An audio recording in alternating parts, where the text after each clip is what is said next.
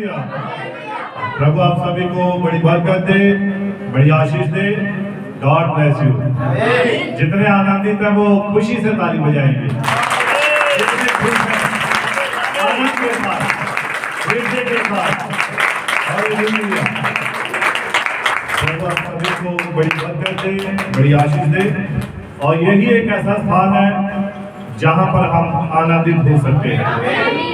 जब भी हम खुदा की उपस्थिति में आते हैं तो हम अपने दुखों को, अपनी तकलीफों को, अपनी परेशानियों को, अपने रोगों को भूल जाते हैं और खुदा हमें आनंदित करता है।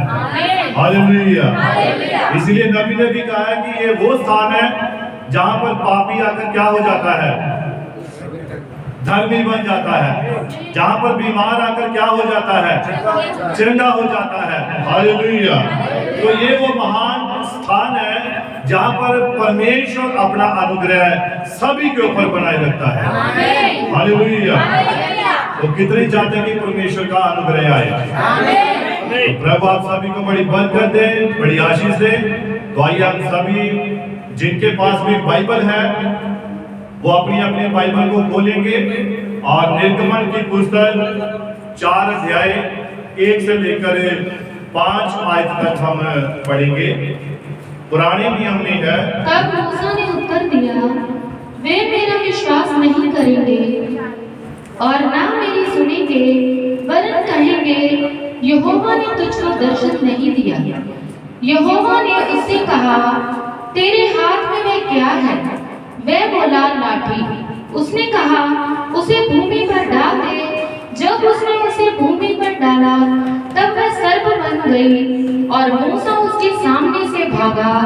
तब यहोवा ने मूसा से कहा, हाथ बढ़ाकर उसकी पूंछ पकड़ ले, ताकि वे लोग विश्वास करें कि तुम्हारे पितरों के परमेश्वर अर्थात अब्राहम के परमेश्वर, इसहाक के परमेश्वर और याकूब के परमेश्वर यहोवा ने तुझको दर्शन दिया है।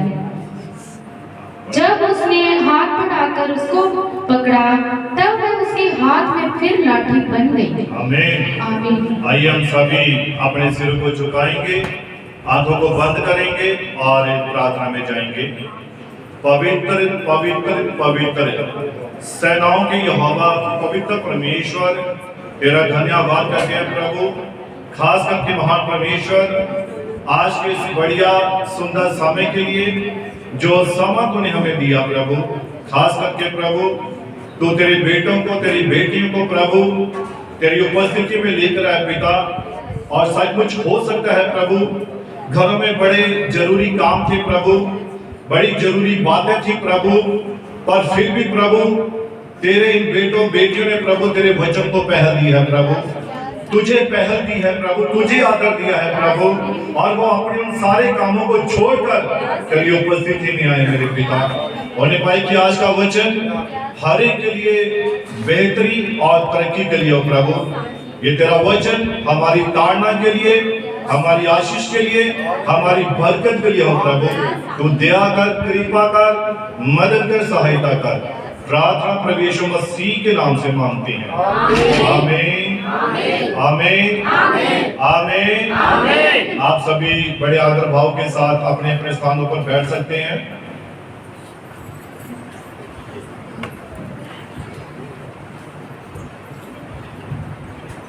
हालेलुया। हालेलुया। हालेलुया। हालेलुया। एक बार जोर से hallelujah. Hallelujah. Hallelujah. God bless you. आप पता लग गया भी कलीसिया बैठी थी। तो आज का जो मैं एक विषय लेना चाहता हूं, ये नबी का एक संदेश है और निर्गमन की पुस्तक 4 अध्याय और उसका पहले आयत हमने पढ़ा है। और इसका जो शीर्षक है यहाँ पर लिखा है, मूसा का अद्भुत सामर्थ को पाना। मूसा का अद्भुत सामर्थ को पाना। और मूसा कौन था, मेरा सवाल है आपके आगे। और हारून कौन था? God bless you. मूसा नबी था और हारून क्या था? हारून याजक था। Hallelujah, hallelujah. और देखिए यहाँ पर हम जिस विषय को लेने के लिए जा रहे हैं वो है चरवाहे की लाठी। किसकी? चरवाहे की लाठी। चरवाहे की लाठी। लाठी। चरवाहे की लाठी। क्या हो सकती है चरवाहे की लाठी? बताइए, बताइए। हाँ जी, हाँ। जो लाठी है बाइबल में क्या बयान करती है? ये ताड़ना को बयान करती है, ये वचन को बयान करती है, और ये आपको सही सिद्धता में लेकर आती है। Hallelujah, hallelujah. तो चरवाहे की लाठी, ये मेरा एक विषय है। क्या है? चरवाहे की लाठी। और चरवाहा कौन होता है? झुंड का रखवाला, भेड़ों का रखवाला। और जानते हैं ये जो लाठी होती है इसमें एक खास प्रकार की ये लाठी होती है। किसने देखी कभी ऐसी लाठी जो भेड़ों का एक चरवाहा होता है? कैसी होती है देखने में? कोई बता सकता है?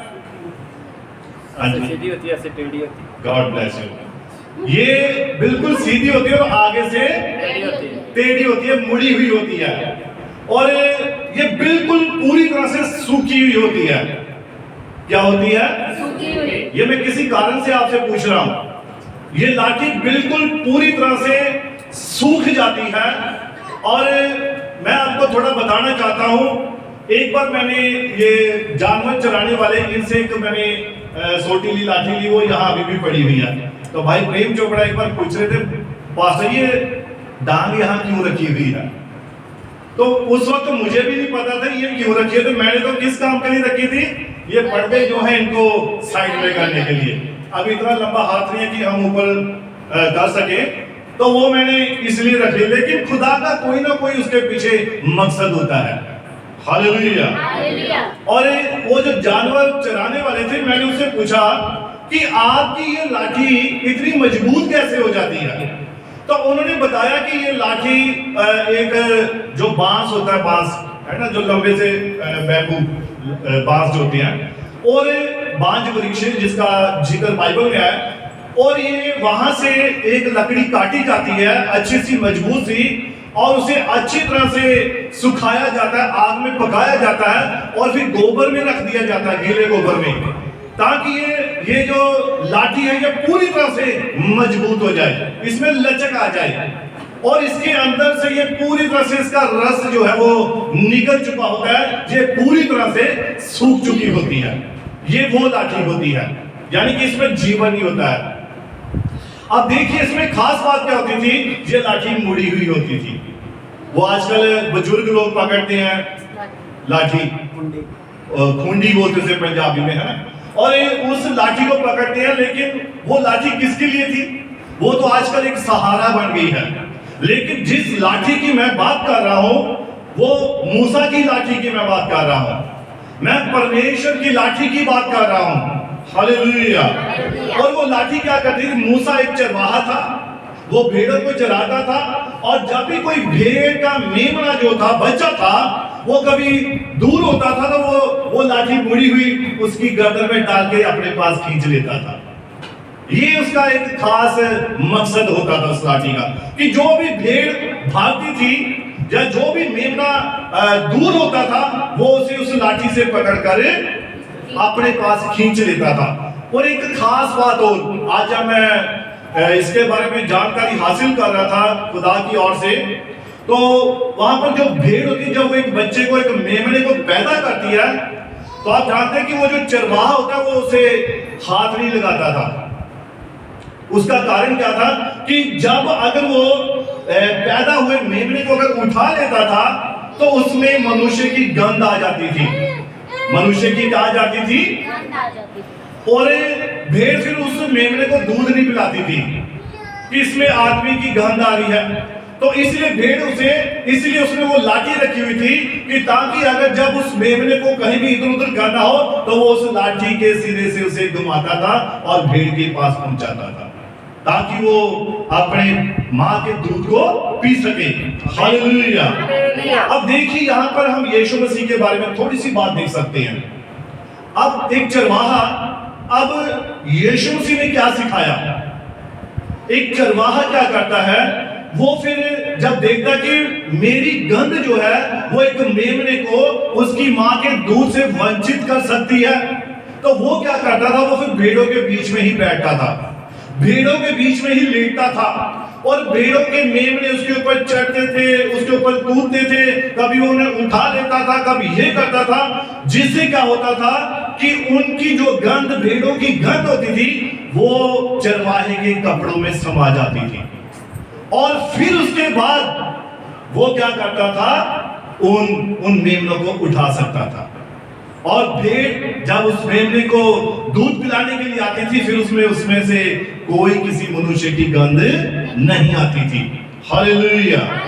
तो यीशु मसीह, वो यहोवा परमेश्वर, वो खुदा, वो जिसने आकाश को बनाया, पृथ्वी को बनाया, वो महान परमेश्वर मनुष्यों के बीच में आया। उसे मालूम था कि अगर मैंने मनुष्यों के बीच में आना है, अपनी भेड़ों के बीच में आना है, तो मुझे एक चरवाहे के रूप में आना पड़ेगा।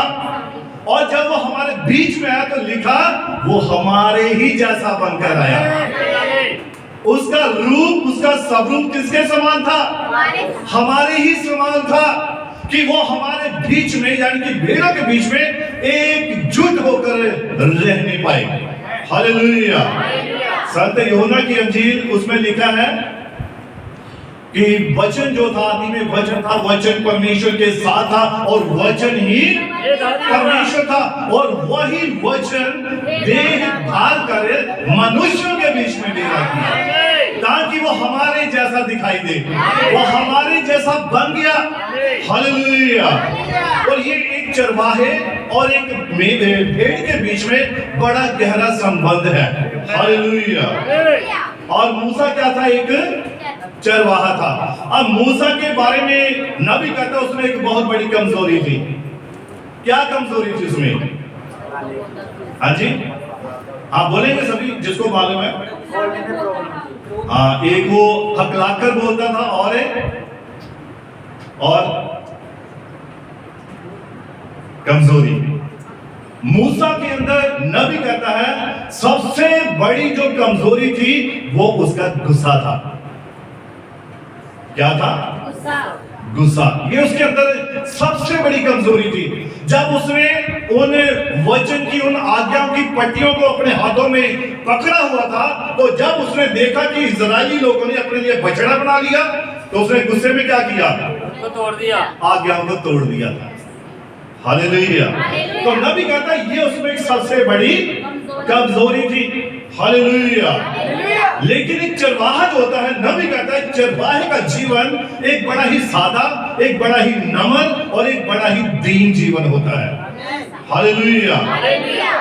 अब ध्यान दीजिए, यहाँ पर मूसा को सबसे पहले खुदा ने क्या दिया? उसके पास क्या था? उसके पास एक लाठी थी। ऐसा ही था, हमने वचन में पढ़ा है। परमेश्वर ने पूछा तेरे हाथ में क्या है? तो उसने क्या कहा? लाठी है। तो यीशु मसीह यानी कि यहोवा परमेश्वर ने कहा कि तू इसे क्या करे, कहां रख दे? जमीन पर डाल दे, भूमि पर डाल दे। और जब उसने उसे जमीन पर डाला तो वो क्या बन गई? वो सांप बन गई थी।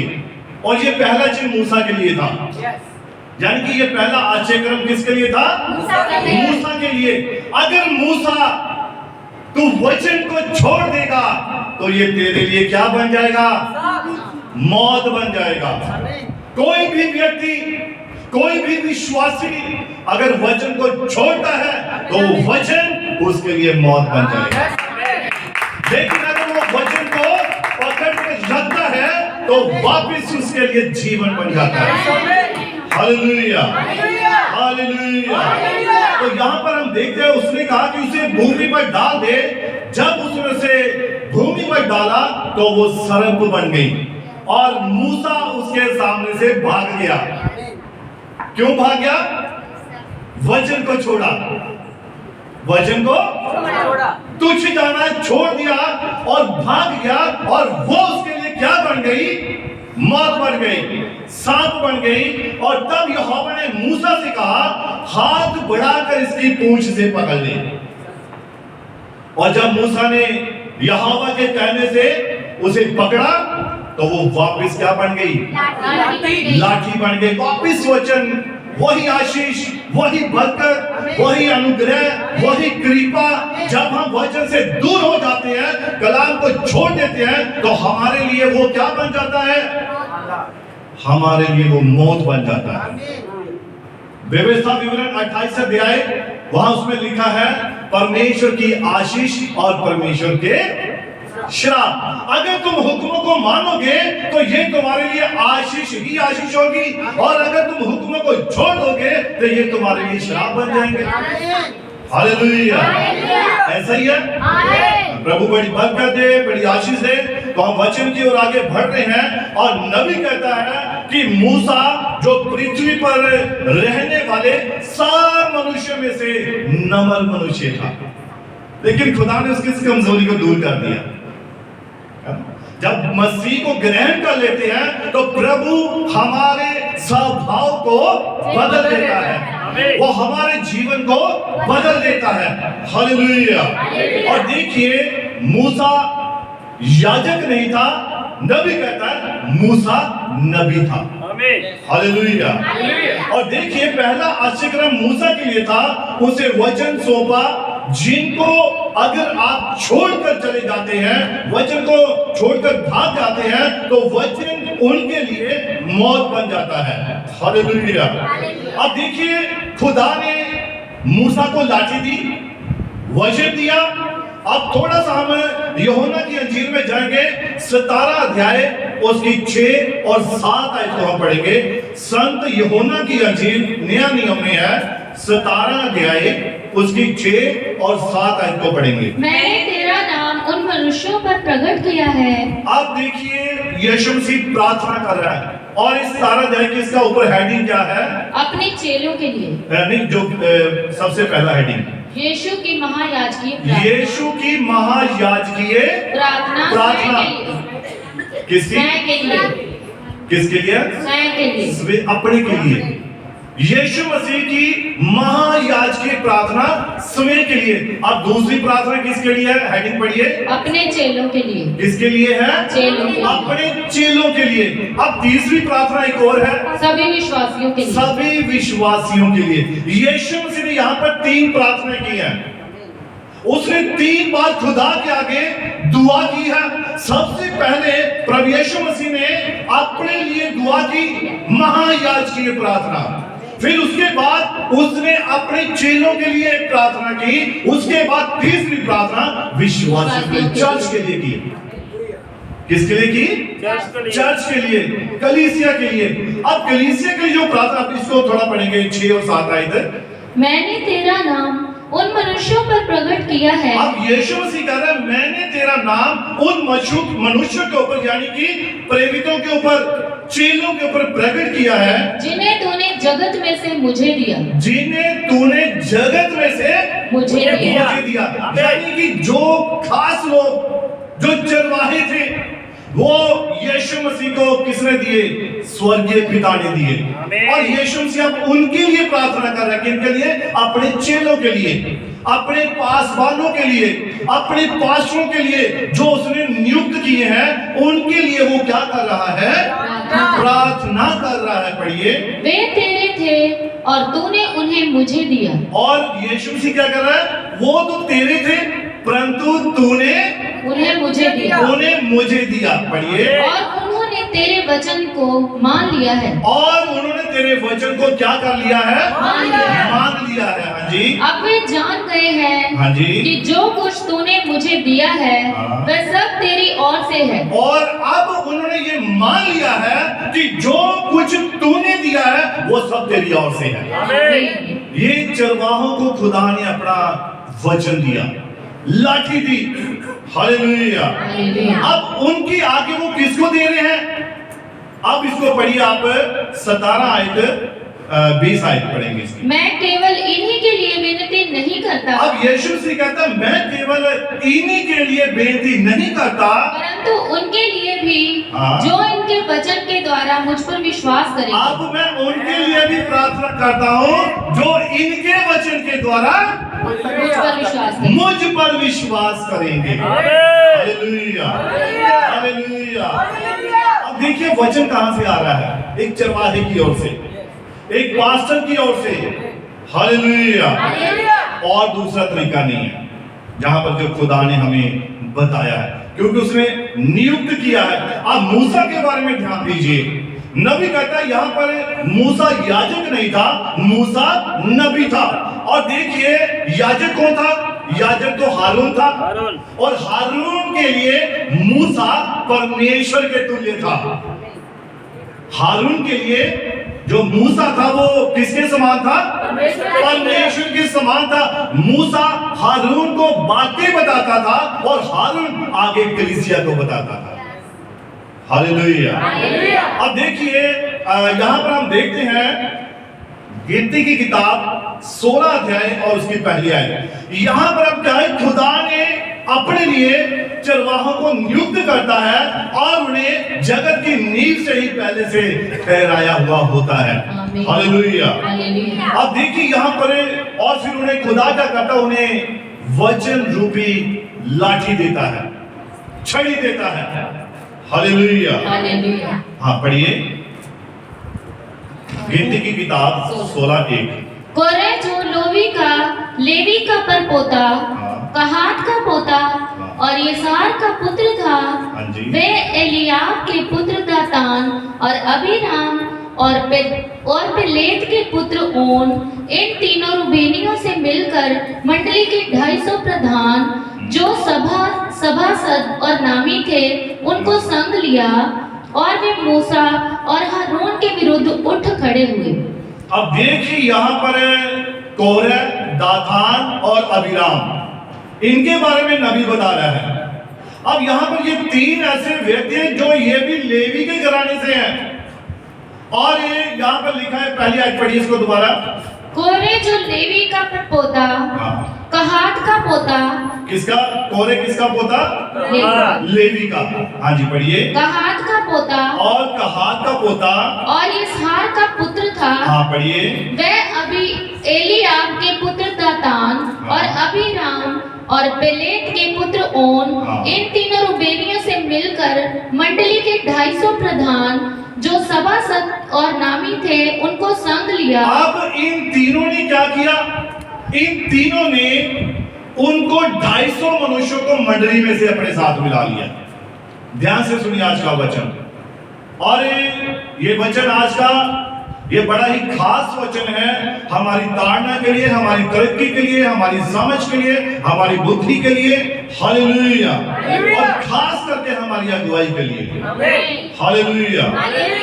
अब इन तीनों रूबेनियों से मिलकर मंडली के 250 प्रधान जो सभाप्रध और नामी थे उनको संग लिया, और वह मूसा और हारून के विरुद्ध उठ खड़े हुए।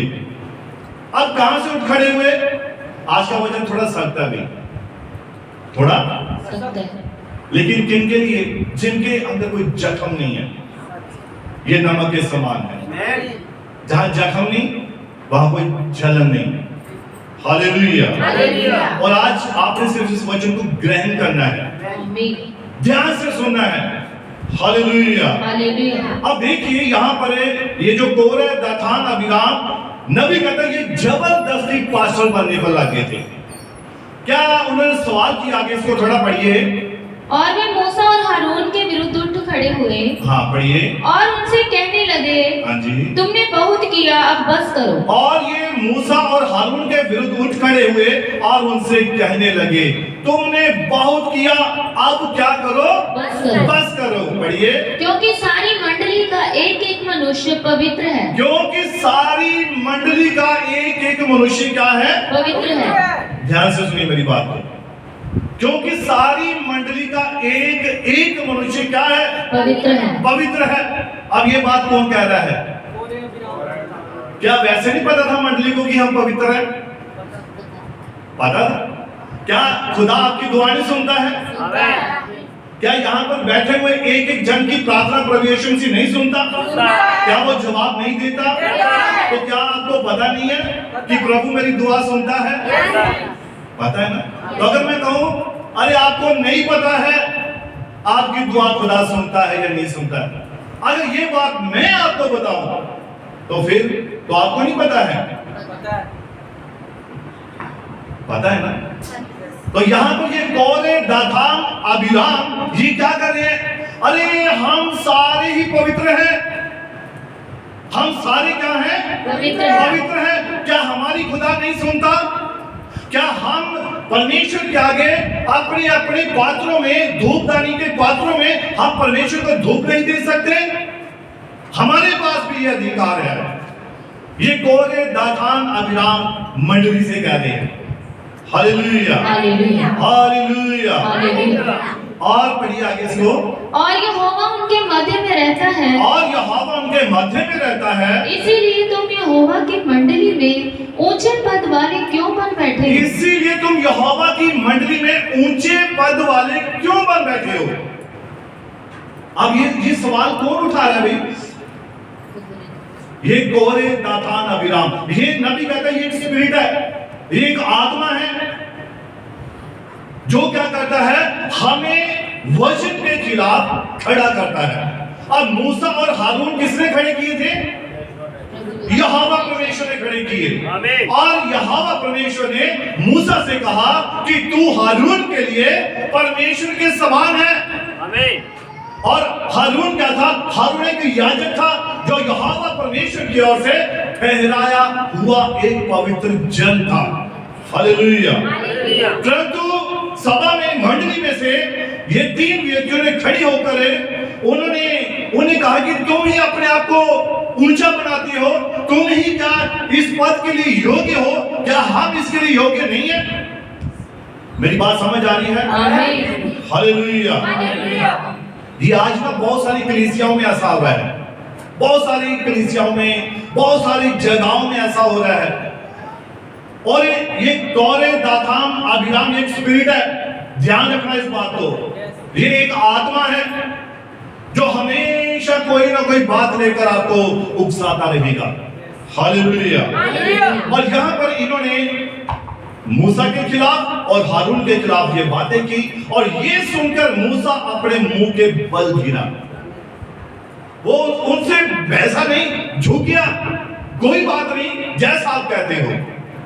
वो झुक गया, दीन हो गया, नम्र हो गया, और उसने मंडली से कहा कि सवेरे यहोवा दिखा देगा कि उसका कौन है।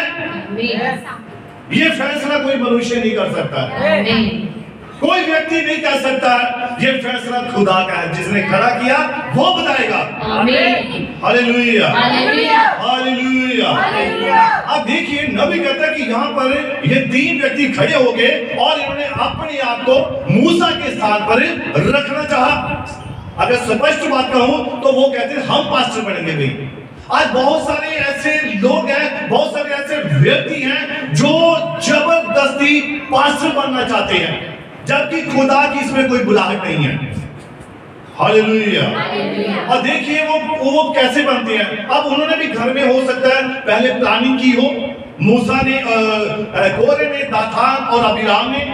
अरे तुझे मालूम है रात को मुझे स्वप्न आया, मैं वहां प्रचार कर रहा हूं, मैं वहां चर्च में ये कर रहा हूं, मैंने दुआ की, अरे मुझे तो खुदा की सेवा करनी चाहिए, उसने मुझे चुन लिया है। अब एक स्वप्न ने ही बता दिया। आज बहुत सारे ऐसे पास्टर बन चुके हैं जो खुदा की मर्जी के खिलाफ हैं। Hallelujah, hallelujah.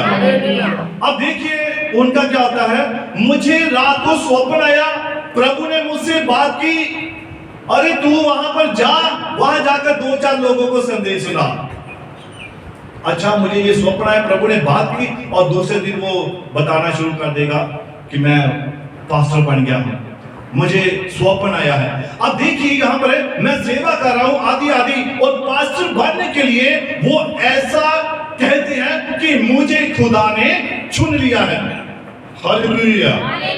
फिर 2 दिन लोगों को उनके लिए जब प्रार्थना कर दी तो लोग चंगे हो गए, अच्छा मैंने दुआ की, वो व्यक्ति ठीक हो गया।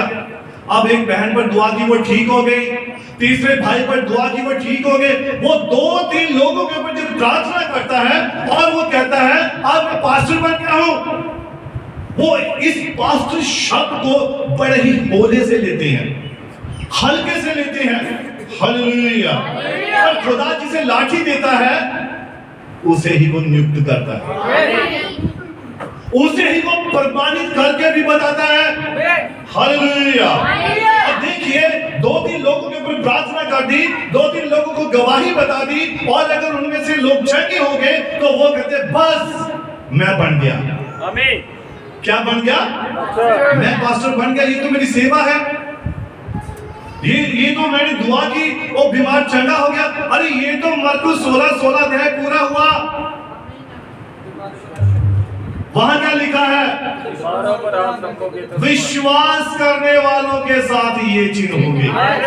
वहां ये नहीं लिखा पास्टरों के साथ ये चिन्ह होंगे, वहां लिखा विश्वास करने वालों के साथ ये चिन्ह होंगे, मेरा नाम लेकर बीमारों पर हाथ रखेंगे तो बीमार चंगे हो जाएंगे।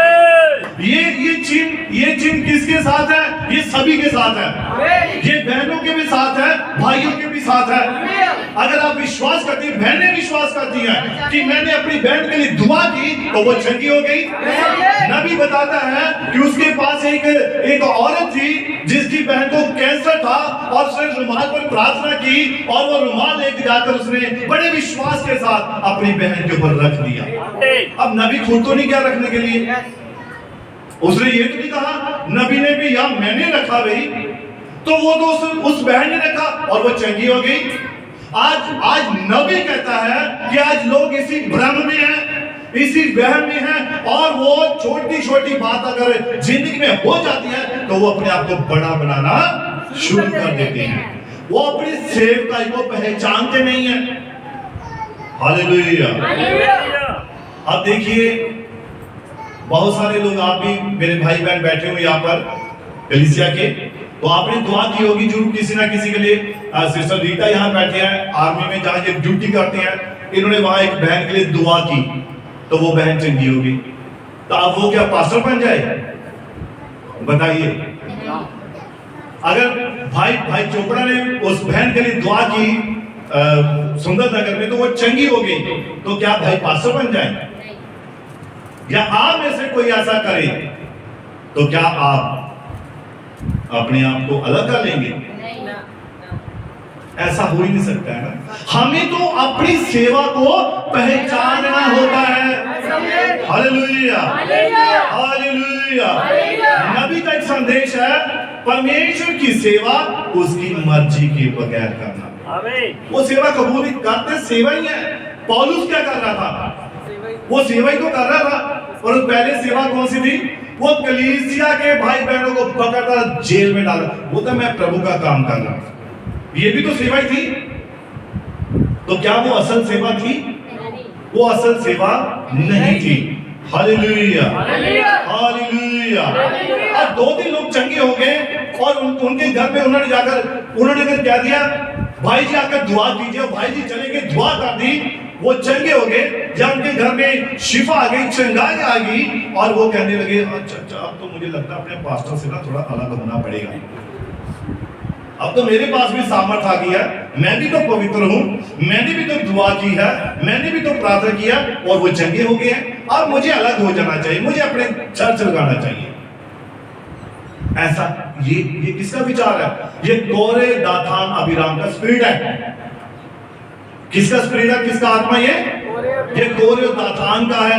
ये उन दोनों का वो स्पिरिट है, आत्मा है जो काम करता है। हालेलुया।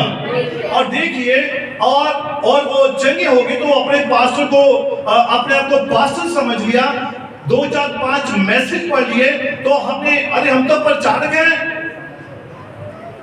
हम भी प्रचार कर सकते हैं, हम भी ये कर सकते हैं।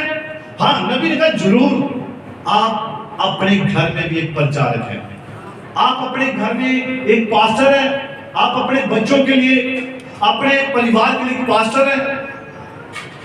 घर एक छोटा चर्च है, मालूम है? आपका घर एक छोटा चर्च है, और उस चर्च के मुखिया आप हैं। आपने अपने बच्चों को सिखाना है बाइबल कैसे पढ़नी है, प्रार्थना कैसे करनी है, चर्च में किस वक्त सही समय पर जाना है। ये सब बातें किसने सिखानी है? ये माता पिता ने सिखानी है। हालेलुया।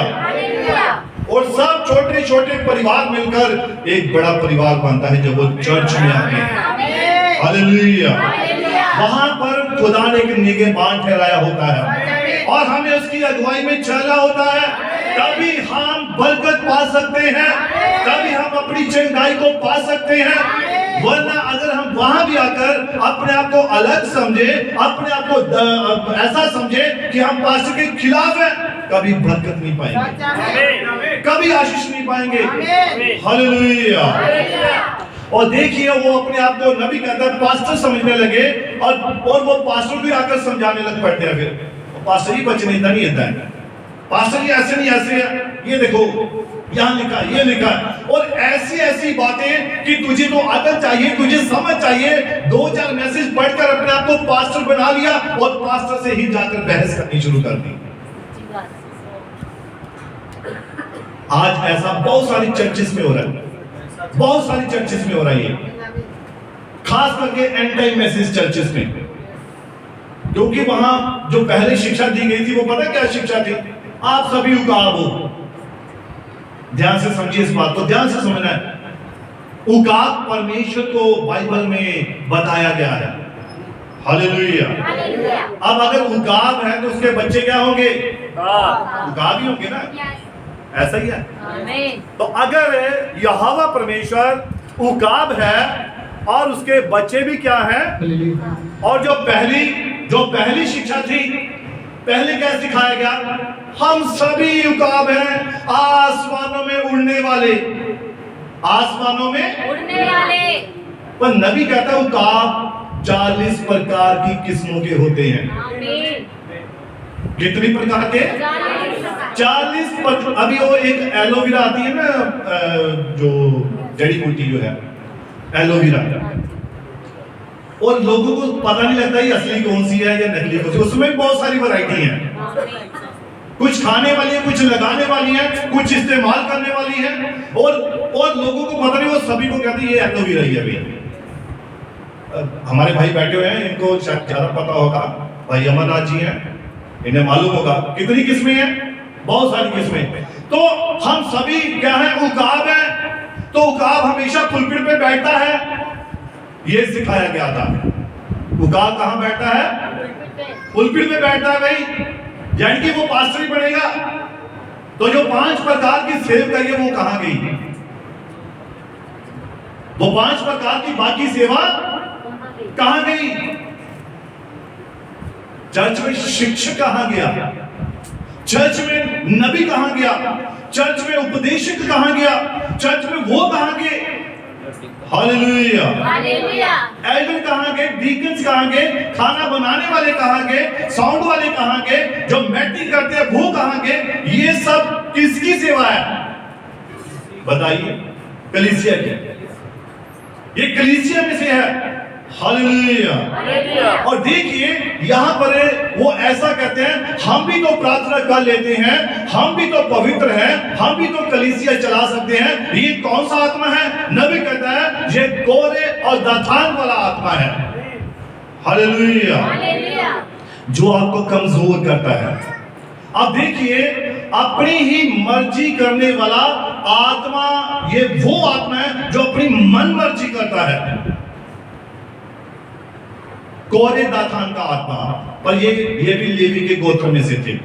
अब देखें मूल रूप से हम सभी ने मसीह को उद्धारकर्ता स्वीकार किया, सभी ने उद्धारकर्ता स्वीकार किया, मुक्तिदाता स्वीकार किया, हम सभी के पाप क्षमा हुए। और लेवी का घराना या याजक ये खास होते हैं। मैंने भी खुदा के आगे घुटने टेके, मैंने भी पश्चाताप किया, मैंने भी उसे अपना उद्धारकर्ता स्वीकार किया, मैंने भी प्रभु यीशु मसीह के नाम में बपतिस्मा लिया, मेरे भी पाप यीशु मसीह के नाम में माफ हुए हैं जैसे आपके हुए हैं।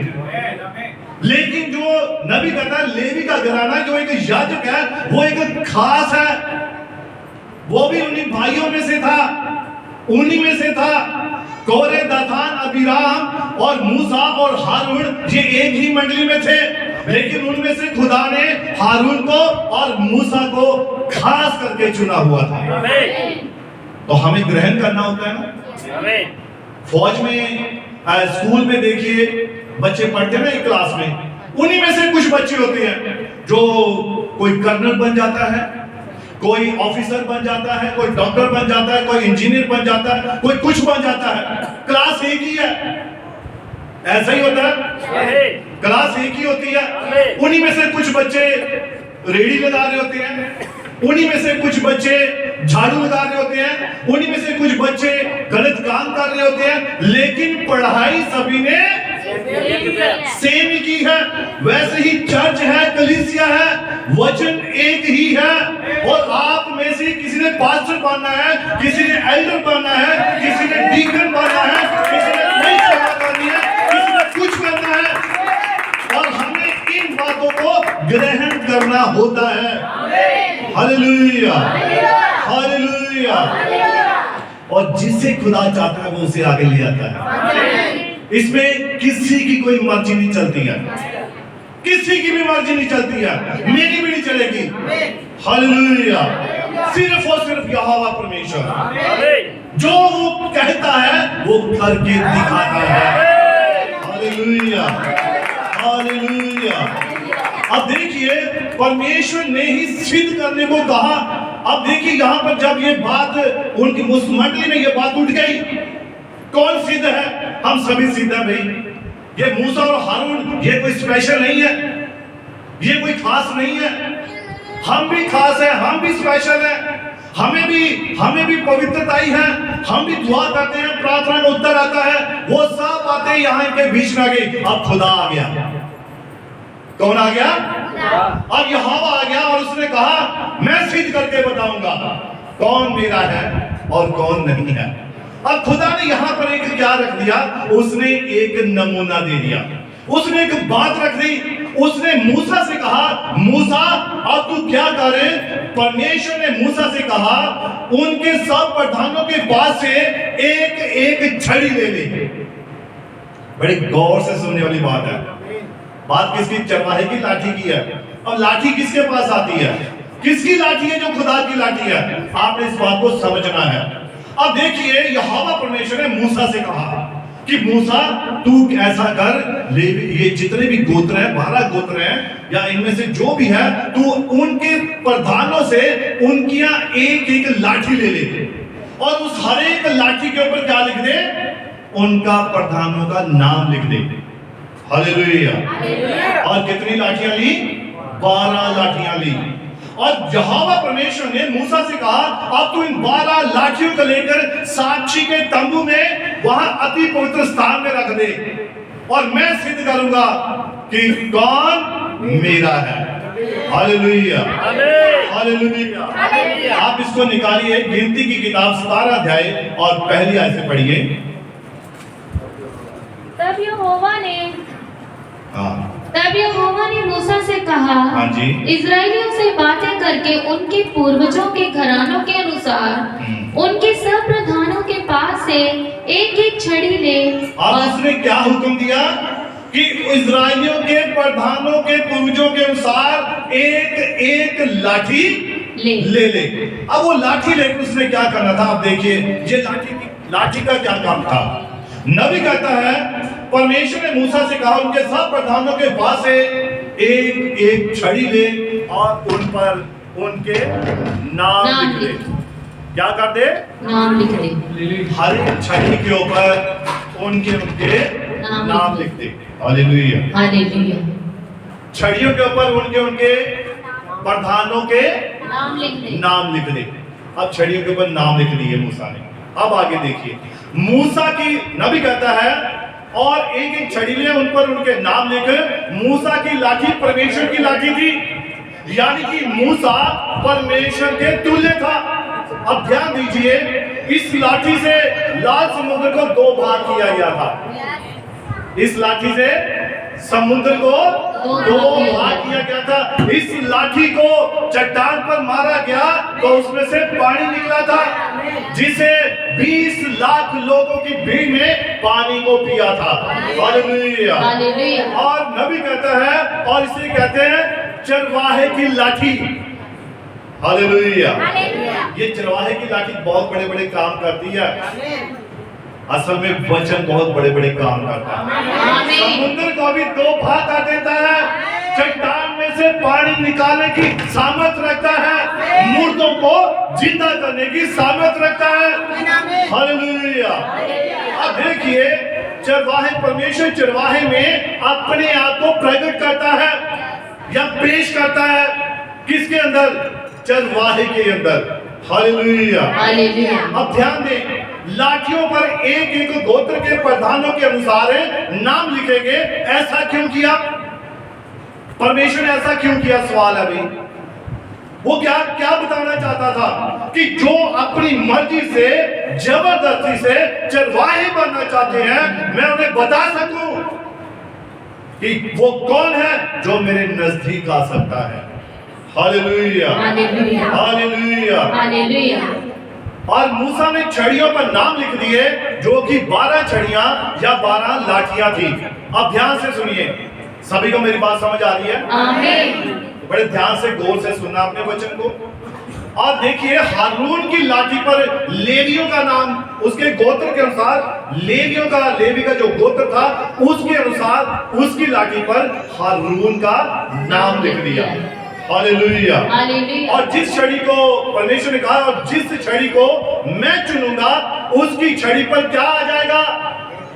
उसमें कलियां लगेंगी, उसमें फल लगेंगे, और उसमें नई नई टहनियां निकलेंगी, और उसमें क्या आ जाएगा? उसमें जीवन आ जाएगा।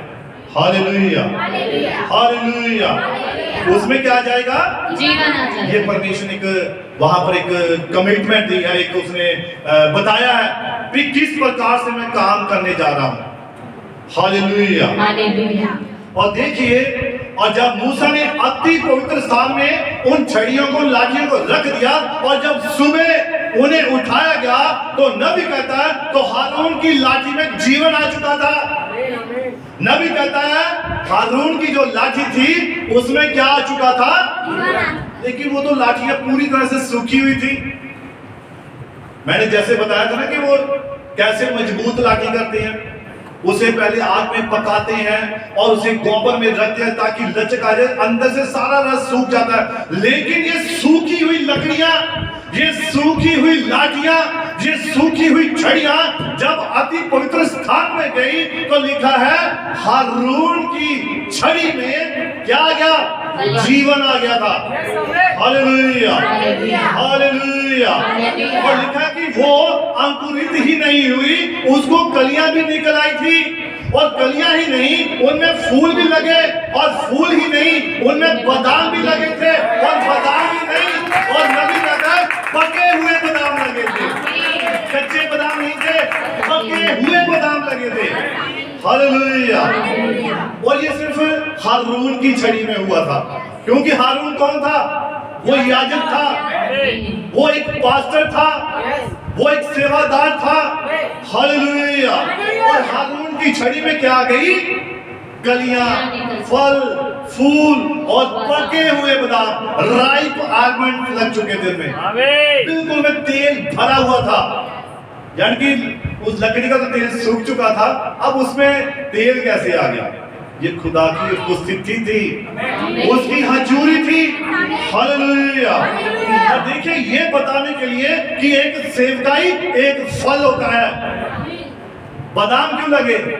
कि एक सेवकाई एक फल होता है। और देखिए, मैं किसी की यहाँ पर बुराई नहीं कर रहा, मैं सिर्फ समझा रहा हूं, क्योंकि हम आने वाले, हमारे बहुत सारे भाई हैं, बहुत सारे हमारे विश्वासी लोग हैं, जिनके लिए संदेश, ये वचन बहुत जरूरी है। हालेलुया।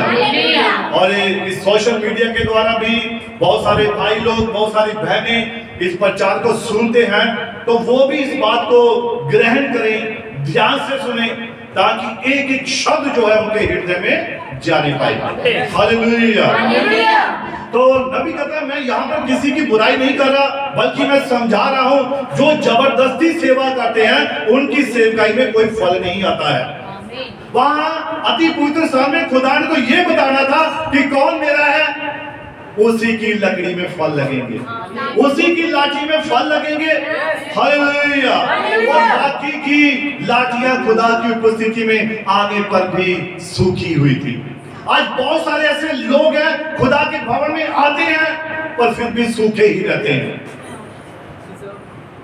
वो क्यों सूखे रहते हैं? वो खुदा को अपना उद्धार करता स्वीकार नहीं करते, अपने आप को दीन नहीं करते, अपने आप को नम्र नहीं करते, अपने आप को पश्चाताप में लेकर नहीं आते हैं। तो नबी कहता है ऐसों का जीवन हमेशा सूखा रहता है, कोई फल प्रकट नहीं होता है। Hallelujah, hallelujah, hallelujah. और देखिए 3 साल के अंदर नबी कहता है 3 साल के अंदर एक सेवकाई प्रमाणित हो जाती है। आपकी सेवा पता लग जाती है 3 साल के अंदर, क्योंकि परमेश्वर हमेशा 3 में काम सिद्ध करता है। एक दुकानदारी के मामले में भी देखिए, पहले साल कहते हैं खट्टी, दूसरे साल बट्टी, तीसरे साल खट्टी, है ना। पहले दुकान होती है ना हट्टी, ये दुकान है भाई, और उसमें दूसरे साल क्या होती है वट्टी, पैसा इकट्ठा करना होता है, जोड़ना होता है। किसके लिए? ताकि व्यापार को और आगे बढ़ा सके। और जब पैसा जुड़ता है तो तीसरे साल में जाकर खट्टी यानी कि आपकी कमाई आनी शुरू होती है। इसी प्रकार से एक सेवकाई होती है, पर इसे व्यापार से मत जोड़ना, सेवकाई को उसे व्यापार से मत जोड़ लेना। ये तो मैंने आपको एक सिंपल साधारण उदाहरण बताई है कि ऐसे होता है। तो खुदा आपकी सेवकाई को 3 साल में प्रमाणित करता है। आप कहां थे, कहां पहुंच गए, ये खुदा बताता है। आपका स्थान क्या था, अब आप कौन से स्थान पे आ गए हैं। हालेलुया। तो इसीलिए 3 साल के अंदर कोई भी सेवकाई प्रमाणित होती है, ये परमेश्वर करता है, या तो साबित करता है या फिर उसे नष्ट कर देता है। हालेलुया। और नबी कहता है कि ये कई पास्टर, कई एल्डर, कई डीकन चर्चेस में 10-10, 15-15 साल वो सॉन्ग लीडर करते हैं, परंतु उनके जीवन में कोई फल प्रकट नहीं होता है। ये होता है 10-10 साल, 5 साल, 10 साल, 15 साल, लेकिन उनके, मैंने बहुत सारे देखे ऐसे लोग, बहुत सारे देखे हैं, वो कहते हैं हम 10 साल से चर्च लगा रहे हैं या हम सेवा कर रहे हैं, फलानी सेवा कर रहे हैं, लेकिन उनकी सेवकाई में कोई फल प्रकट नहीं हो रहा। हालेलुया। अब देखिए नबी कहता है फल आपकी सेवकाई की पहचान है। फल क्या है? वो आपकी, अब देखिए, अब ये सेवकाई जरूरी नहीं कि ये पुलपिट वाली सेवा है या सॉन्ग लीडर की सेवा है, या ये चर्च में बहुत सारी सेवाएं होती हैं। बर्तन मांजने की भी एक सेवा होती है, और मैं जानता हूं, विश्वास करता हूं कि बहुत सारी बहनें जो बर्तन की सेवा करती हैं और उन्हें हमेशा बरकत ही पाई है, उन्हें हमेशा आशीष ही पाई है। और ये भी एक सेवा है, ये भी एक सेवकाई है। इसके लिए भी तो हमें तैयार रहना चाहिए, इसके लिए भी तो हमारे हृदय उमड़नी चाहिए। कभी हमें होड़ लगी है, नहीं बहन आज आपका नाम जरूर लिया है, लेकिन आप आज बैठो, आराम करो, आज मैं ये सेवा करती हूँ। या कोई भाई कह सकता है अरे आज ये मैट्रिक इन्होंने किया, नहीं बहन भाई आप रहने दो, आज मैं करूंगा। कभी ऐसा मन में आया? होता क्या है, अच्छा फलानी भैन ड्यूटी लगी है, बाकी भैन साइड पे उन्हें वाला देखो कि इशारा ना मार देना कि माड़ी मदद करा दो, है ना? देखना ही नहीं है। ये आपका घर नहीं है, ये चर्च है, खुदा का भवन है। यहाँ पर खुदा आपके एक एक काम पर नजर टिकाए होता है, वो देखना होता है। फिर चाहे आप चर्च के इस कोने में हो, चाहे उस कोने में हो, चाहे आप आगे हो, चाहे आप पीछे हो, खुदा हर जगह आपकी सेवा को देख रहा होता है। बताइए कि नहीं देख रहा होता है? देख रहा होता है ना। तो फिर हमें, हमारे मन में हमेशा ये नहीं होना चाहिए आज मैं भी तो ये सेवा करके देखूं, आज मेरे मन में भी ये बात आए, क्या हमें बरकत की आशीष की जरूरत नहीं है? या जिन बहनों के नाम लिए जाते हैं, बोले जाते हैं, बस उन्हीं की ड्यूटी है। क्या बाकी नहीं है? बाकियों के हाथ नहीं कांप रहे? उनको भी थोड़ा करना चाहिए, है ना? मन से आवाज आए, जबरदस्ती नहीं, है ना? ये तो मैं तो आपको बस उभार रहा हूं भाई, बता रहा हूं, खुदा बरकत देता है। ये तो आपके हृदय से होना चाहिए, नबी कहता है, और जो हृदय से काम होता है वही आशीषित होता है, वही बरकत पाता है। Hallelujah, hallelujah. ध्यान दीजिए, नबी कहता है फल आपकी सेवकाई की पहचान है। मेहनत करनी पड़ती है, दुआ करनी पड़ती है, दुख झेलने पड़ते हैं, तंगी सहनी पड़ती है, रात भर कलीसिया के लिए दुआ करनी पड़ती है, और अपनों ही की बातों को सहना पड़ता है, तब कहीं जाकर सेवा होती है। तो सेवा को हमने समझा क्या है? भी चर्च में आए, लीड कर लिया, प्रचार कर लिया, साउंड सिस्टम चला दिया, ये कर लिया, बस हाजिरी लगी आत्मार की, अब 6 दिन मस्त, कोई टेंशन नहीं है भाई, कोई अब वो बात नहीं है।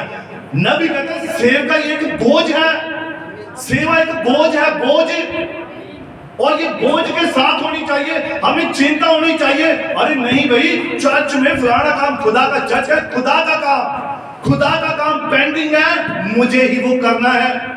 और ये बात किसी एक व्यक्ति के हृदय में ना हो, हर एक के मन में ये बात होनी चाहिए। अब ऐसा नहीं है कि अगर गिलास पड़ा है तो अच्छा ये तो भाई डैडी की ड्यूटी है, वही गिलास उठाएगा, अब दूसरा देखे शायद अच्छा चलो कोई बात नहीं, बड़ा रहने दो, वो भाई उसको नहीं क्या खुदा प्रेरणा करता कि मैं ही उठा के साइड में रख दूं, है ना? रास्ते में गाड़ी कोई या स्कूटर या मोटरसाइकिल या कोई ऐसा टेढ़ा खड़ा है तो क्या उसे सीधा करना हम सभी का फर्ज नहीं है? अगर बाहर जूते बेतरतीब पड़े हुए हैं तो क्या हम में से किसी का फर्ज नहीं है कि हम ही उसे सीधा कर दें? एक ऐसा स्थान है ना जहां पर लोग तो बड़े बड़े अमीर लोग, मैं तो कहता हूं हम तो खुदा की कृपा से सब कुछ है ना, तो वहां बड़े बड़े अमीर लोग वो कहते हैं हमें जोड़ों की सेवा चाहिए। तो आप बताइए, ये सबसे सोचते कि सेवा ऐसी है, लेकिन लोग जो सही लोग चाहे वो जैसे मर्जी है, पर कौन सी सेवा करते हैं? वो तो नहीं कहते अच्छा पाठी साहब या फलाने जी, पास्टर जी आप नीचे उतराओ, यहां से हम सेवा देते हैं, ऐसा कहते हैं? वो नहीं कहते। उनका अपना एक कानून है, और सबसे बड़ा कानून बाइबल है, ये खुदा का वचन है। हालेलुया। सबसे बड़ा कानून जो है ना खुदा का वचन है, जो उसकी दुल्हन के पास है, और पूरा किसने करना है? ये आपने जो यहाँ बैठे हुए हैं, ये बाहर के लोगों को उनसे कोई मतलब नहीं है जो विश्वास में नहीं है, ये आपने पूरा करना है, आपने देखना है, ये आपकी सेवा है, ये आपको ही करना पड़ेगा। नबी ने कहता, मैं संदेश में भी पढ़ा दूंगा इस बात को, नबी ने कोड दिया हुआ है कि ये जिम्मेवारी कलीसिया की है, पास्टर की नहीं है, ये कलीसिया की जिम्मेवारी है। हालेलुया। अब देखिए, अब ये कौन है? दथान अबीराम, इनकी जो टहनियां थी वो सूखी थी, कोई फल नहीं था, कोई जीवन नहीं था, और देखिए अपना घर तो बदल नहीं पाए, परिवार बदल नहीं पाए, भाई बदल नहीं पाए, कोई जीवन बदला नहीं, किसी को गवाही नहीं दी, किसी को खुदा के भवन में लेकर नहीं आए, कोई फल नहीं, कोई आत्मिकता नहीं, कोई तरक्की नहीं, और बड़े बड़े दावे कर दिए। हम भी ये करने के योग्य हैं, हम भी पवित्र हैं। क्या ये सारा अधिकार मूसा के पास है? क्या ये सारी मर्जी मूसा की, हारून की चलेगी? हमारी कोई मर्जी नहीं है, नहीं चलेगी मर्जी, वहां सिर्फ जो ठहराए होने की मर्जी है। ये मैं नहीं कह रहा, वचन कह रहा है, खुदा का कलाम कह रहा है, और खुदा खुद प्रमाणित कर रहा है। Hallelujah, hallelujah. और देखिए दावे बड़े बड़े, ज्ञान बड़ा बड़ा, बातें बड़ी बड़ी। 3 साल तक परमेश्वर आपकी सेवा को बता देगा, वो 3 साल में ही बता देगा कि आपकी सेवा क्या थी। हालेलुया। ये आप ये मत सोचना कि ये मैंने खुद तैयार किया, ये खुदा के वचन में से ही मैंने पढ़ा है। Hallelujah, hallelujah, hallelujah. हालेलुया। और आप कहां थे और कहां पहुंच गए? ध्यान दें, ये ऐसे ही है, जब लाठियां लाई गई तो परमेश्वर ने मूसा से कहा उनको उनकी लाठियां जिस भी है वापस कर दे। तो जब उन्हें वापस लाठियां की गई तो हारून की जो लाठी थी उसमें तो जीवन आ चुका था, उसमें पत्ते आ चुके थे, फल लग चुके थे, फूल आ चुके थे, बादाम लग चुके थे, लेकिन बाकियों की लाठियां कैसी थी? सूखी हुई, कोई जीवन नहीं था, कोई वो सेवकाई नहीं थी, जबरदस्ती की सेवकाई। नबी कहता है जबरदस्ती पास्टर बनना, जबरदस्ती सेवा करनी। हालेलुया। और जब नाम पढ़ कर सभी को वापस दे दी गई तो एक सेवकाई थी, नबी कहता है ये एक मिनिस्ट्री थी। हारून को लाठी दी गई जिसमें टहनियां थी, फूल थे और पके बादाम लगे थे, ये एक सेवा थी। हालेलुया। अब ध्यान दें, जिनकी सेवा में कोई फल नहीं वो जबरदस्ती लगे हैं सेवा करने में। समझे बात को? जिनकी सेवा में कोई फल प्रकट नहीं होता है वो जबरदस्ती सेवा कर रहे हैं। और देखिए क्योंकि उनकी लाठियां सूखी हैं, वो सूखी लाठियां लेकर सेवा कर रहे हैं। हालेलुया। परिवार तक बदला नहीं, भाई बहन बदले नहीं, बेटे नहीं बदले, बेटी नहीं बदली, और कहते हैं कि सेवा कर रहे हैं। आप बताइए, मैंने बहुत सारे ऐसे पास्टर देखे हैं, पास्टर बेचारा अकेला वो चर्च संभालता रहेगा, पत्नी अपनी मर्जी, बच्चे अपनी मर्जी, बच्चे बाहर घूम रहे होंगे, ये कर रहे होंगे, वो कर रहे होंगे, बहुत सारे ऐसे मैंने देखे हैं। तो ये सेवकाई कौन सी है? ये सूखी लाठियों वाली सेवकाई है। जबरदस्ती बाइबल उठानी, पाली यार चलो कोई बात नहीं, दिहाड़ी बनाने चले भाई, दुआ करें 4 घरों में करेंगे 1500 बन जाएगा। ये वो वाली सेवा कर रहे हैं, पेट की सेवा कर रहे हैं। Hallelujah, hallelujah. और देखिए नबी कहता है परिवार तक बदला नहीं, भाई बहन नहीं बदले, बेटे नहीं बदले, और कहते हैं कि हम सेवा कर रहे हैं। जो लोगों को झूठी शिक्षा में भेजते हैं वो उनको कहां भेज रहे हैं? वो बताइए। आप सच्चे संदेश में लाने की बजाय अगर आप झूठी शिक्षा में, जहां पर प्रभु यीशु मसीह के नाम में बैप्टिज्म नहीं है, जहां पर प्रभु भोज सांझ के समय में नहीं है, और हम जानते हैं कि वो दाखरस कहां से कैसे बनाई जाती है, वहां पर वो रोटी कैसे बनाई जाती है, वहां वेफर नहीं दिया जाता है। तो जहां पर हमें वो प्रकाशन नहीं है, झूठी शिक्षा में भेज रहे हैं, तो हम क्या कर रहे हैं? हम परमेश्वर के सामने पाप कमा रहे हैं। हालेलुया। और आप जानते हैं नबी ने ऐसी चीजों, ऐसी जगहों को क्या कहा है?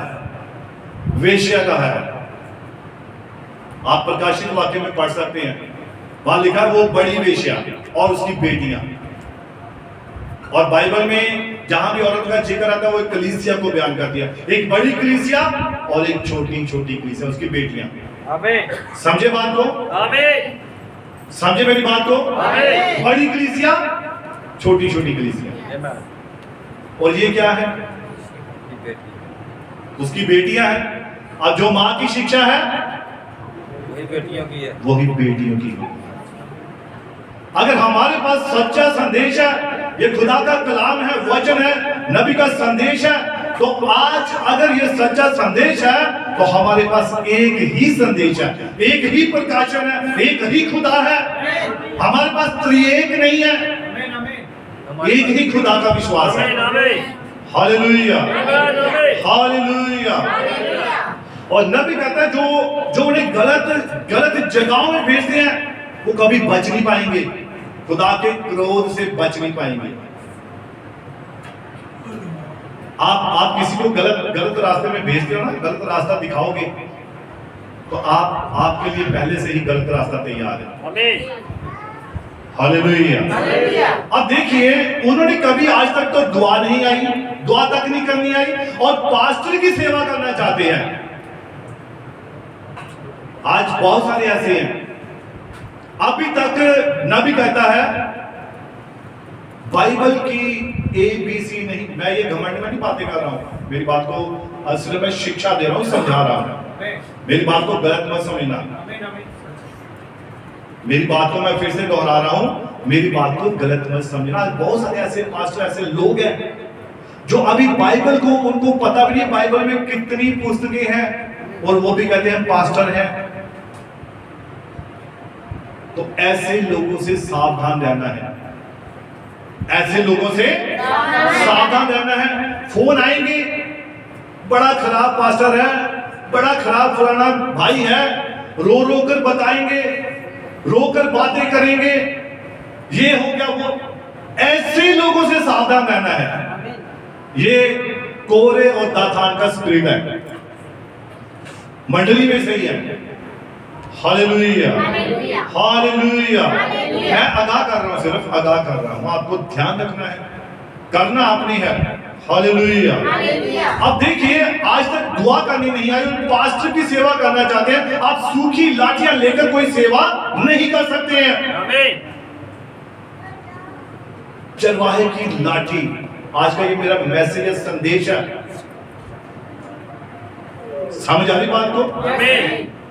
अब देखिए, खुदा उपस्थिति में, खुदा की उपस्थिति में आकर भी अगर आप हरे भरे नहीं होते हैं, ध्यान से सुने मेरी बात को, खुदा की उपस्थिति में आकर भी, मैं फिर से दोहरा रहा हूं, खुदा की उपस्थिति में आकर भी अगर आप हरे भरे नहीं हो रहे हैं, अगर आप में फल नहीं आ रहे हैं, अगर आपका जीवन नहीं बदल रहा है, आप सूखी लाठियां लेकर बैठे हुए हैं, आपके अंदर जीवन नहीं है। हालेलुया। और नबी कहता है, तो आप अभी भी सूखे वृक्ष हैं, आपको जरूरत है खुदा की उपस्थिति में आने की, खुदा की हजूरी में आने की, अपने आप को नम्र करने की, दीन करने की जरूरत है, ताकि हम जब खुदा की उपस्थिति में आए और सचमुच प्रभु हमारे जीवन में एक नया आनंद और एक नया जोश लेकर आए। Hallelujah, hallelujah. अब देखिए, हारून की लाठी भी सूखी हुई थी, ऐसा नहीं था कि वो पहले से हरी थी, उसकी लाठी भी सूखी थी, परंतु खुदा ने प्रमाणित किया कि ये एक सेवकाई है, ये मेरी ओर से ठहराया हुआ एक याजक है, और खुदा ने उसकी लाठी को हरा भरा कर दिया और उसमें जीवन आ गया था। Hallelujah, hallelujah. क्योंकि उसने बदलाव को ग्रहण किया, उसने खुदा के हुक्मों को ग्रहण किया, उसने उस जो खुदा ने कहा वैसा ही उसने करके बताया, और खुदा ने उसे प्रमाणित भी किया। हालेलुया। नबी कहता है, याजका ये एक बोझ है जो हम किसी के लिए लेते हैं। आपको तो किसी को बचाना होता है, आपको किसी के लिए बोझ लेना होता है। ये कोई ऐसी चलती फिरती सेवकाई नहीं है, क्या है? और लिखा है, उनके लिए उनके मन में बोझ होता है, दुखों में, परेशानी में उसके साथ होते हैं। जब तक आप किसी को जब गवाही देते हैं और आप उसके लिए बोझ लेते हैं कि मैं इसे चर्च में लाना है, तो हमारे लिए उसके लिए एक सेवा होनी चाहिए, हमारे मन में उसके प्रति एक बोझ होना चाहिए। नहीं, मैं इसके लिए दुआ करूंगा, मैं प्रार्थना करूंगा और इसे मैं खुदा की उपस्थिति में लेकर जाऊंगा। ये आपकी नबी का एक सेवा है, और जब सेवा आपकी फलवंत होती है तो उसको फल भी लगते हैं। हालेलुया। और देखिए, यहां पर नबी कहता है, मूसा और हारून को लोगों के लिए बोझ था, वो उनके लिए, कलीसिया के लिए दुखी होते थे, वो दुआ से भरते थे। जब खुदा ने कहा कि मैं इन्हें नाश कर दूंगा, तो मूसा और हारून घुटनों के बल आगे थे, प्रभु क्षमा कर दे, माफ कर दे। हालेलुया। तो प्रभु ने पता क्या कहा, क्षमा तो कर दिया, तेरे घर से करता हूं बाकी कलीसिया, लेकिन जिन्होंने जो कोरे दथान था परिवार के समेत नाश कर दिया, आमीन आमीन, खत्म कर दिया, भस्म कर दिया। हालेलुया। और देखिए, आपको चर्च में जो सेवा दी जाती है या दी गई है, उसके लिए आपके पास एक बोझ होना चाहिए। या चर्च में चाहे वो झाड़ू लगाने की है, चाहे वो लीड करने की है, ये एक सेवकाई है। छोटी सेवकाई से लेकर बड़ी तक एक सेवकाई है। यहाँ कोई काम छोटा बड़ा नहीं है। अभी आपके बीच में अगर मान लीजिए डिप्टी कमिश्नर आ जाए और हम उसे कहें आप झाड़ू लगाइए बाहर, तो वो बात जचेगी? उसका एक स्थान है।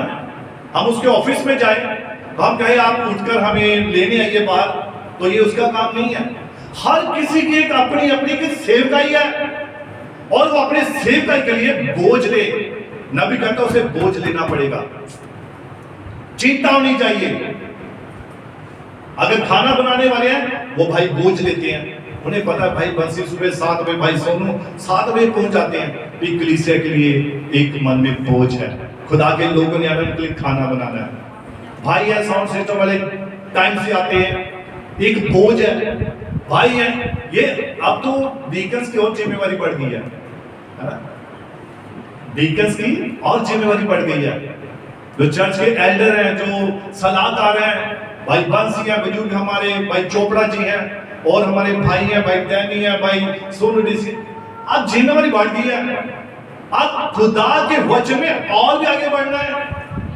भाई जतींदर हैं, इनकी और भी अब टेंशन बढ़ गई है, जल्दी से पूरा हर वीडियो का सोशल मीडिया का काम करना होता है।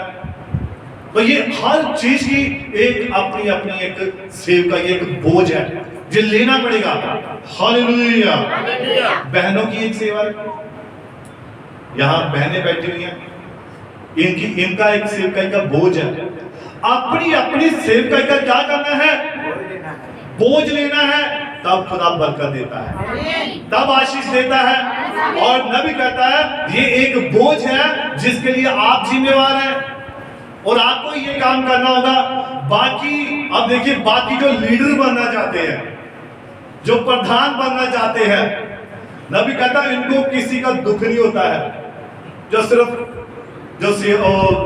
प्रधान ही बनना चाहते हैं, लीडर बनना, उन्हें किसी का दुख नहीं होता है। किसी को कुछ हो जाए कोई टेंशन नहीं, पास्टर संभाल लेगा, फलाना संभाल लेगा, उस बात का कोई दुख नहीं है। उनको किसी का दुख नहीं होता है। जो मर्जी मुंह में आए बोल दिया, जो मन मर्जी कर दिया, उनको कोई बोझ नहीं। मैं जो प्रधान की चाहता हूं, वो ना तो याजक की परवाह करते हैं, ना कलीसिया की परवाह करते हैं। उनको बस अपनी लीडरी चाहिए और कोई काम नहीं। नबी कहते हैं कोई मतलब नहीं किसी के लिए बोझ लेना है, प्रार्थना करनी है, बस क्या चाहिए? कोरे दातान की तरह प्रधान की चाहिए। हम भी मूसा की तरह पास्टर बन सकते हैं, उन्हें बस ये बातें चाहिए। क्या चाहिए? यही बातें चाहिए कि हम भी इनकी तरह बन सके। Hallelujah, hallelujah. तो इसीलिए जिनको असली दुख था वो भागे, उन्होंने दुआएं की, उन्होंने प्रार्थना की, उन्होंने प्राण बचाए, उन्होंने गवाहियां दी, उन्होंने जीवन बदले और लोगों को खुदा के भवन में लेकर आए। Hallelujah, hallelujah. अब पहला पत्रस 4 उसके 3 पढ़ेंगे, जल्दी जल्दी हम निकालेंगे। पहला पत्रस 4 अध्याय उसके 3।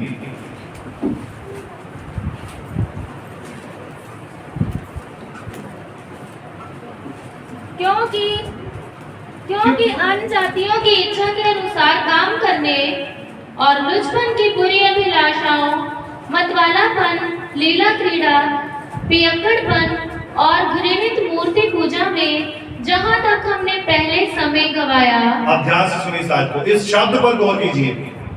पहले किन किन बातों में हमने समय गवा लिया? पढ़िए। क्योंकि अन्य जातियों की इच्छा के अनुसार काम करने और लुचपन की बुरी अभिलाषाओं। रुकिए सिस्टर, रुकिए। अन्य जातियों की इच्छा के अनुसार काम करने। अब काम करने, पास्टर यार चर्च में आसे काम पढ़ा पाएंगे, पास्टर की आज ये है, फलाना काम है, ये काम है, वो काम है।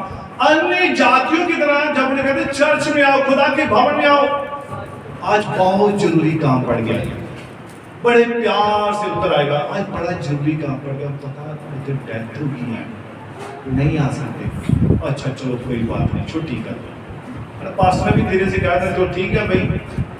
तो दूसरे लोगों का काम पड़ गए, आगे पढ़िए। काम करने और लुचपन की बुरी अभिलाषा। और लुचपन की बुरी अभिलाषा, ये बुरी अभिलाषाएं किसी के भी प्रति, कलीसिया के प्रति हो सकती है, भाई बहनों के प्रति हो सकती है, किसी के भी प्रति ऐसी भावना, ऐसी लालसा, पढ़िए, मतवालापन, लीला क्रीड़ा, मतवालापन पता किसे कहते हैं? मतवालापन यानी कि मत दिमाग नहीं है, दिमाग फिर गया, अपनी मर्जी के अनुसार चल रहा है। भाई जो मेरा माइंड कहता है वो मैं करूं, जो वचन कहता है वो ना करूं। मतवालापन, कोई टेंशन नहीं, जो होता रहे। पढ़िए, लीला क्रीड़ा, लीला क्रीड़ा, पियक्कड़पन और घृणित मूर्ति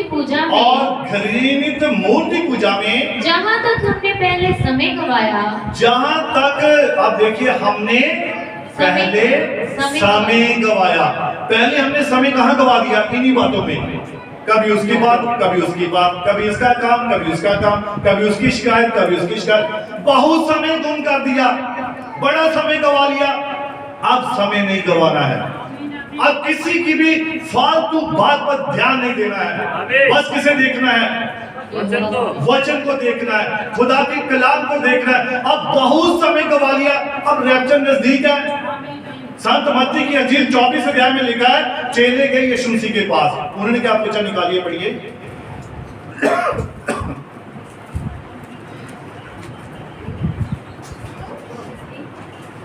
पहले जब यीशु मंदिर से निकलकर जा रहा था, तो उसके चेले उसको मंदिर की रचना दिखाने के लिए उसके पास आए। उसने उनसे कहा, 3 ऐसे पढ़िए। जब वह जैतून पहाड़ पर बैठा था, और जब यीशु मसीह, ध्यान से सुने बात को, बस मैं समापन करने जा रहा हूँ, 2-3 आयतें पढ़ूंगा और उसके बाद मैं समापन कर दूंगा। लिखा कि जब यीशु मसीह जैतून के पहाड़ पर बैठा था, तो चेलों ने एकांत में उसके पास आकर कहा, हाँ पढ़िए, हमें बता कि ये बातें कब होंगी? अब यीशु मसीह से चेले पूछ रहे हैं कि तू हमें बता कि ये बातें कब होंगी? आपने पीछे बोलना है। उन्होंने पूछा कि ये बातें कब होंगी? आधी आयत मैंने पढ़ी है, बाकी आप पूरी आपने पढ़ी, ठीक है? ये बातें कब होंगी? ये किसने पूछा? चेलों ने। किससे पूछा? यीशु मसीह से पूछा। अब यीशु मसीह उन्हें उत्तर दे रहा है। अब पूछा किस बात के बारे में? कौन सी बातें होंगी? तेरे आने के चिन्ह, यीशु मसीह के आने के चिन्हों के बारे में। जब ये बातें होंगी, जब तू आएगा, तो प्रभु उस वक्त कौन से चिन्ह होंगे, क्या क्या बातें होंगी, क्या क्या दिखाई देगा, कैसे होगा, ये सब बातें चेले एकांत में पूछ रहे हैं। और यीशु मसीह ने आगे क्या बताया? पढ़िए, तेरे आने का और जगत के अंत का क्या चिन्ह होगा? जगत के अंत का क्या चिन्ह होगा? पढ़िए। यीशु ने उनको उत्तर दिया, अब यीशु मसीह ने उनको उत्तर दिया, सावधान रहो। सावधान रहो। अब देखो, यीशु मसीह ने सावधान किया। उसने अभी बात शुरू नहीं की, उसने कहा सावधान रहो। किससे कहा? चेलों से। आज वो चेले कहाँ है? वो आप लोग हैं, क्योंकि आपके अंदर चेलों की शिक्षा है। आप उसी शिक्षा को ग्रहण कर रहे हैं, रसूलों की शिक्षा को। तो वो पूछ रहे थे, आज चेले कहाँ है? आप हैं, और आप ही पूछ रहे हैं अब, अरे प्रभु तेरे आने का चिन्ह क्या है, अंत का चिन्ह क्या है? तो यीशु मसीह ने बताया, पढ़िए, सावधान रहो, सावधान रहो, कोई तुम्हें ना भरमाने ना पाए। पहली बात, क्यों सिस्टम मेरा ऐसा ही है, कोई तुम्हें भरमाने ना पाए। ये यीशु मसीह ने पहली बात बोल दी। अब भरमाई यानी कि लास्ट समय में सबसे पहले भरमाया जाना ही होगा, और किसी चीज से व्यक्ति भरमाया नहीं जाएगा, सिर्फ गलत शिक्षा के द्वारा भरमाया जाएगा, गलत बातों के द्वारा भरमाया जाएगा, झूठी शिक्षा के द्वारा भरमाया जाएगा। शैतान भी अपनी पूरी पावर में आएगा, पूरी सामर्थ में आएगा, और प्रकाशित वाक्य में लिखा है, यहां तक कि मूर्ति भी बोलने लग पड़ेगी। तो आप सोचो कि जो व्यक्ति मूर्ति को बुलवा देंगे, तो आपके मन में उस वक्त, यानी कि मैं आपकी बात कर रहा हूं, मैं जगत की बात कर रहा हूं, लोगों की, उस वक्त क्या होगा जब इतना बड़ा चमत्कार करके दिखा दिया जाएगा? अरे ये तो पत्थर की मूर्ति बात करने लग पड़ी। उस वक्त क्या होगा? बहुत सारे लोग भरमाए जाएंगे। क्या होगा? भरमाए जाएंगे। पढ़िए, क्योंकि बहुत से ऐसे होंगे हाँ जो मेरे नाम से आकर कहेंगे हाँ जी। मैं मसीह हूँ, और बहुत से ऐसे कहेंगे मैं साडी चर्च मसीह है, उत्थे चलो, उत्थे यसु मसीह है, उत्थे ही तुहानू मिलना, होर किते नहीं है। ये सब बातें कौन कहेगा अंत समय में?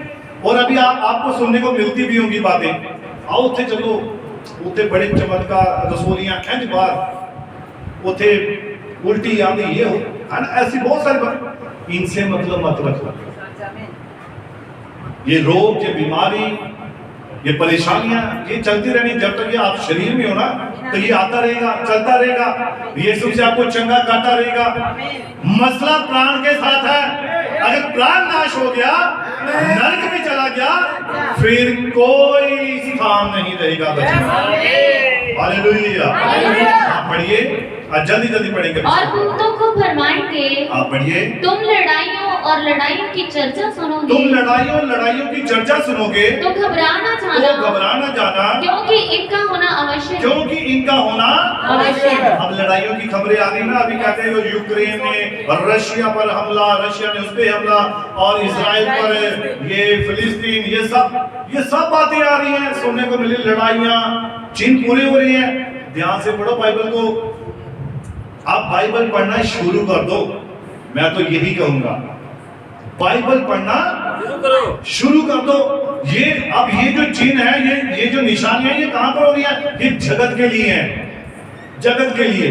किसके लिए? जगत के लिए, संसार के लिए ये चिन्ह है। फिर वहां लड़ाइयों की आवाजें आएंगी, ये होगा, वो होगा। यहाँ पर सब लिखा है, भूकंप आएंगे। अभी अमेरिका में भूकंप आया और इतना जबरदस्त था, बिल्डिंगें नीचे गिर पड़ी, और ये भूकंप बाइबल में लिखा है। तो बाइबल की बातें पूरी हो रही हैं, यानी कि इसका मतलब अंत नजदीक है। तो जब यहाँ एक एक बात पूरी हो रही है, तो फिर बाकी का समय हमें कैसे गुजारना चाहिए? तो यहाँ पर लिखा है, क्योंकि जाति पर जाति और राज्य पर राज्य चढ़ाई करेगा, और जगह जगह अकाल पड़ेंगे और भूकंप होंगे। ये सब पीड़ाओं का आरंभ होगा, शुरुआत है। तो आप सोचिए, शुरुआत ऐसी तो अंत कैसा होगा? और ये बातें आप ध्यान से सुनिए, बस मैं खत्म करने के लिए जा रहा हूं 2-3 आयतों के बाद। अंत कैसे है? ये कहां पर है? ये संसार के लिए है, जगत के लिए। लेकिन एक अंत कलीसिया में भी है, मालूम है आपको? कलीसिया में भी चिन्ह प्रकट हो रहे हैं, और वो चिन्ह क्या है? पहला तीमुथियुस निकालिए आप, और उसका 3 पढ़िए। ये बात सत्य है। हाँ जी, हाँ।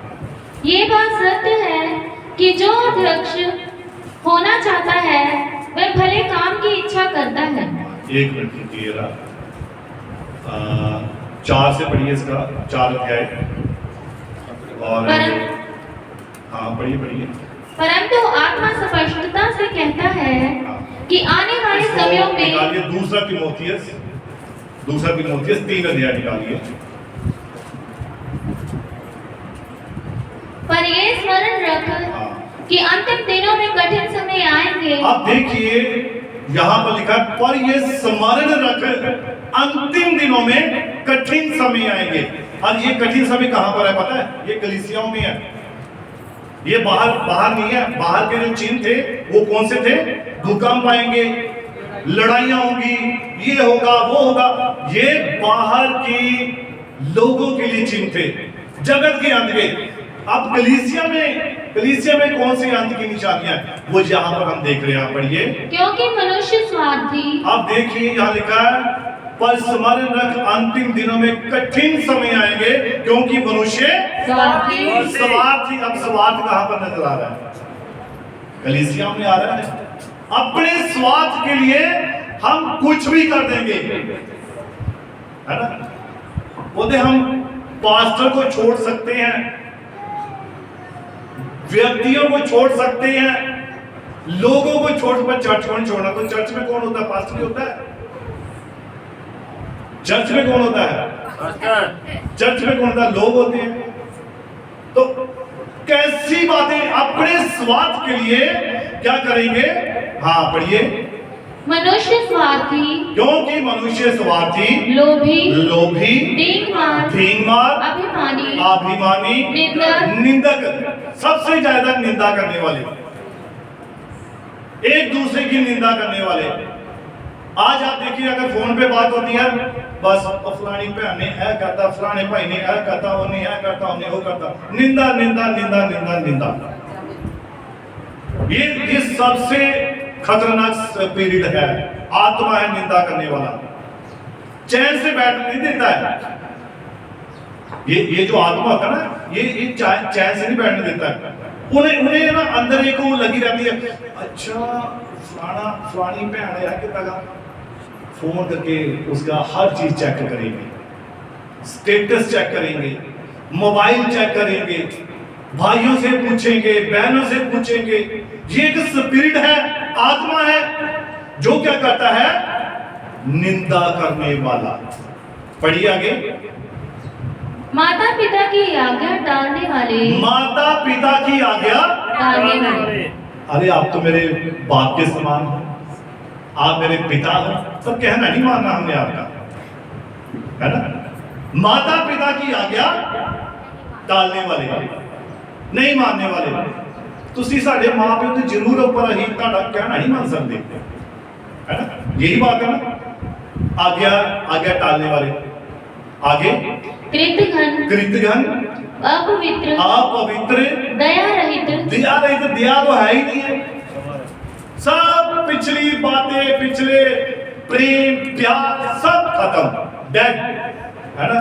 क्षमा रहित, कोई क्षमा वाला आत्मा नहीं है। दोष लगाने वाले, बात बात में दोष, बात बात में शिकायतें करने वाले, बुड़बुड़ाने वाले। इस्राएलियों में ये आत्मा था। नबी कहता है इस्राएली हमेशा जब से मिस्र में से निकले थे, वो मूसा के खिलाफ, हारून के खिलाफ बुड़बुड़ाते ही थे, शिकायतें थी उनके पास। और वही आत्मा आज भी है। छोटी छोटी बातों पर शिकायतें, बच्चे आते ना, उस दिन आई बेटी छोटी, पास्टर जी ने मुझे थप्पड़ मारा। चलो कोई बात नहीं बेटा, जाओ। बच्चों को तो हम समझा देंगे, है ना, उन्हें तो हम समझा देंगे, बेटा कोई बात नहीं, वो भी मान जाएंगे, ठीक है पास्टर जी ने क्या दिया तो समझिए।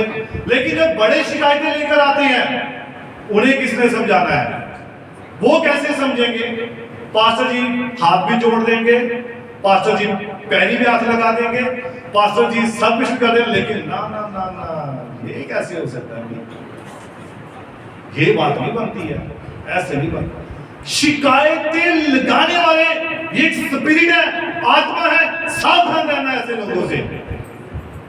और ये मैं प्रभु में होकर कहता हूं, आप जितना समय, अंत समय नजदीक है, उतना ही हमें और भी चकन्ने होकर जीवन गुजारना। हाँ जल्दी से आगे पढ़ लीजिए इसको। असहमी, कोई संयम वाली बात ही नहीं है। जैसे ही थोड़ी सी बात बोली, एक बार जोर से ताली बजा देंगे प्रभु के लिए। God bless you. अभी क्या लिखा है, पढ़ा भी, असहमी। तो पवित्र आत्मा का एक फल है, भाईचारे की प्रीति का एक फल है। ये क्या है, संयम। पहला, दूसरा, तीसरा, चौथा संयम। ये आपके कैरेक्टर में होना चाहिए, आपके जीवन में होना चाहिए। पर ये संयम का है आज वही है ना। अभी बाइबल में रहे तो अच्छा है, हमारे जीवन में ना आए, है ना, हमारे जीवन में ना आए। हम चाहते हैं कि, और एक कहावत है ना, पढ़ते हैं अभी, भगत सिंह अगर पैदा हो तो वो पड़ोसियों के घर में हो। क्यों बोला, अगर शहीद हो तो वही हो, उन्हीं का बेटा शहीद हो, हमारा बेटा शहीद ना हो, है ना। फिर संयम वही रखे, हम ना रखें भाई, हमें वो वाला आत्मा नहीं है भाई, हम नहीं रख सकते। तो ये क्या है, हम हर चीज दूसरों में चाहते हैं, हम दूसरों का सुधार चाहते हैं, हम दूसरों को कहते हैं, पर हमें मत बोलो भाई, हम तो आपको मालूम है हम बड़े अच्छे पास्टर हैं जी, हम अगुए हैं, हमें नहीं बोलना है। तो ये क्या चीजें हैं, कौन सा स्पिरिट है ये नबी कहता है ये वही कोरे और दातान वाला स्पिरिट है। तो इसलिए हमें आत्माओं को पहचानना है, कौन सी आत्मा बात कर रही है, हो सकता है आपको फोन आए, आपको रोकर बताए, आपको रो कर बताए ये हुआ वो हुआ ऐसा हो। आपने ऐसी आत्माओं से सावधान रहना है बस, क्योंकि मसला ना तो यहाँ पर रिश्तेदारी का है, मसला ना यहाँ पर हमारा कोई भी ऐसा, हमारा मसला सिर्फ प्राण का है खुदा के साथ। आमीन। अगर हम रिश्तेदारी यहाँ निभा लेंगे तो प्राण नाश हो जाए, नरक में चले जाए, तो ऐसी रिश्तेदारी का यहाँ क्या फायदा है? आमीन। क्या फायदा है? कोई फायदा नहीं। क्यों भाई जी, है फायदा ऐसा? ये फायदा नहीं है कोई भी। यहाँ हम आते सिर्फ अपने सुधार के लिए, हम यहाँ पे अपने प्राणों के लिए, अपने परिवार के लिए, हम मसीह के लिए आते हैं, खुदा के लिए आते हैं, या हम किसी के लिए नहीं आते हैं। और जब हम किसी के लिए नहीं आते हैं, अपने लिए आते हैं, तब प्रभु हमें चलाता है, वो हमें आशीष देता है, वो हमें बरकत देता है। तो प्रभु आपको अपने इस वचन के द्वारा बहुत सारी बरकत दे, बहुत सारी आशीष दे। God bless you. मेरी ओर से आप